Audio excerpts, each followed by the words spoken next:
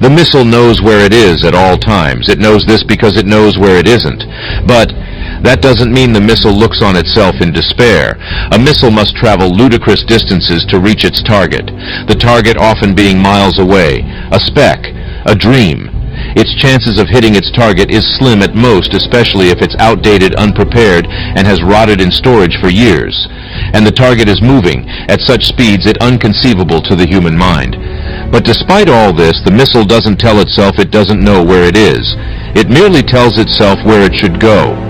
The power in the missile lies within its ability to know where it is going to end up, and with small incremental changes every second, every day, and every year. The missile takes its deepest and most mind-shattering course deviations and failures, and it does something remarkable.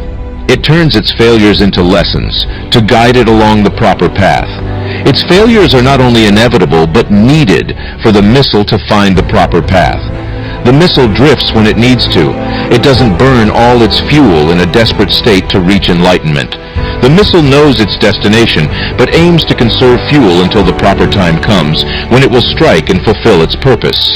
The missile takes the path of confidence and steady elevation, until its time comes, and when that day comes, it will experience a joy greater than anything it could have imagined. The missile will take joy that it roared against the dying of the light, and refused to go quietly into that good night. But it all began with the missile's first step.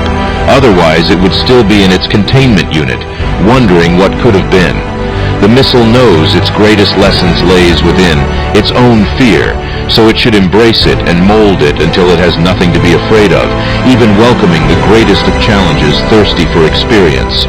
To the missile, its greatest fear will become not what will happen, but what will happen if it does not challenge its own fear.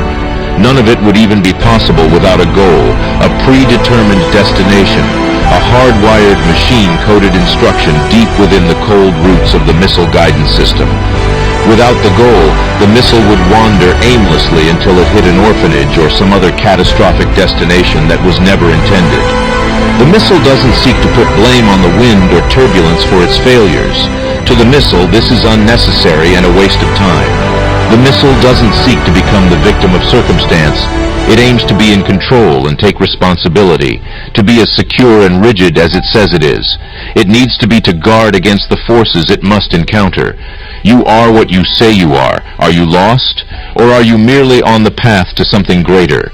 You are the master of your destiny, just as the missile is.